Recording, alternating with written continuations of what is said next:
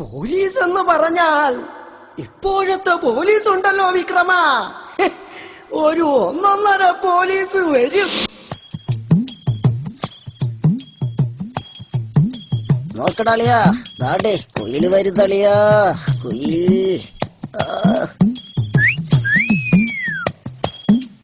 ഒരു 1.5 കുയില് വരും.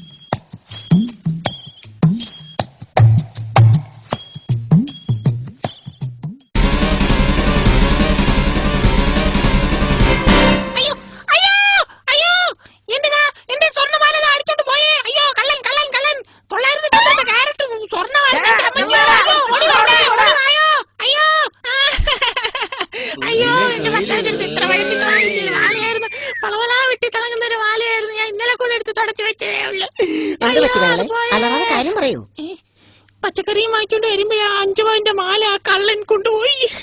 അയ്യോ പെങ്ങള് കഴിയാതെ, നമുക്ക് ഇപ്പൊ തന്നെ ഇത് പോലീസിനെ അറിയിക്കാം. അവരങ്ങനെയാണെങ്കിൽ ആ പാലാരി വട്ടത്തിട്ട് പിടിച്ചോളും. അങ്ങനെ വിട്ടാ പറ്റില്ല. ഹലോ, പോലീസ് സ്റ്റേഷൻ അല്ലേ? ആ, മാല മോഷണം ബൈപ്പാസ് ജംഗ്ഷനില്.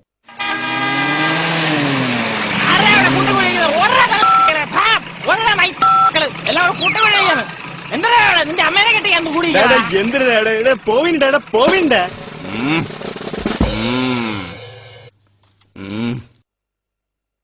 ആരാടാ ഫോൺ ചെയ്തത്? എന്താ ഇവിടെ പ്രശ്നം? എന്ത്? ഞാനാ സാറേ ഫോൺ ചെയ്തേ. ഈ ചേച്ചിയുടെ മാല ഒരു സൈക്കിളിൽ വന്നൊരു കള്ളൻ. ഈ ചേച്ചിയുടെ മാല പോയാ ഈ ചേച്ചിയല്ലേ ഫോൺ ചെയ്യണ്ടേ? അല്ലേ ചേച്ചി? ആ കള്ളൻ മാല കൊണ്ടുപോയപ്പം ഈ പയ്യനാ എന്നെ സഹായിച്ചത്. എല്ലാ ചേച്ചിമാരെയും നീ സഹായിക്കും അല്ലേടാ? നീ ആരടാ? ഗാന്ധിജിയുടെ ആരടാ നീ? ചേച്ചി ഒറ്റയ്ക്ക് പെരുവഴി ഇറങ്ങി കറങ്ങി നടക്കുകയാണ്, അതുകൊണ്ടല്ലേ ഇങ്ങനൊക്കെ? അയ്യോ, അത് ഞാൻ പച്ചക്കറി വാങ്ങാൻ വേണ്ടി പോയപ്പോ ഞാൻ സൈഡിൽ കൂടെ ഇങ്ങനെ നടന്നു വരുമ്പോ. പച്ചക്കറി വാങ്ങാൻ പോയെടുത്ത് ഈ ചെറുക്കൻ എന്താ അടി കാര്യം? തരികിട ആണല്ലേ? തരികിട തന്നെ. പച്ചക്കറി പടവലങ്ങ തരികിടകിടാ. അത് പിന്നെ ഇങ്ങനെയൊക്കെ പറഞ്ഞാലെങ്ങനെ? ഫോൺ ചെയ്യാൻ വേണ്ടിട്ട് ഈ പയ്യൻ വന്നപ്പോഴാണ് ഞാൻ പയ്യനെ ആദ്യമായിട്ട് കാണുന്നത്.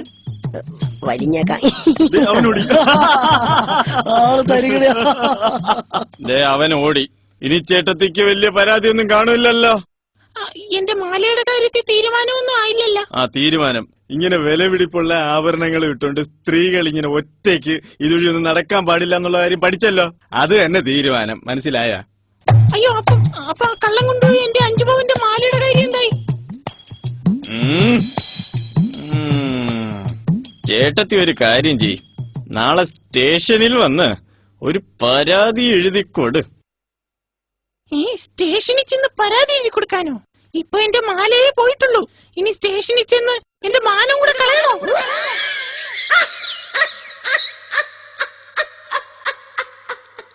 പോലീസ് സ്റ്റേഷനിൽ പോയാൽ മാനം പോകുമെന്ന ബോധം ജനങ്ങളിൽ ഉണ്ടായത് എങ്ങനെയാണ്?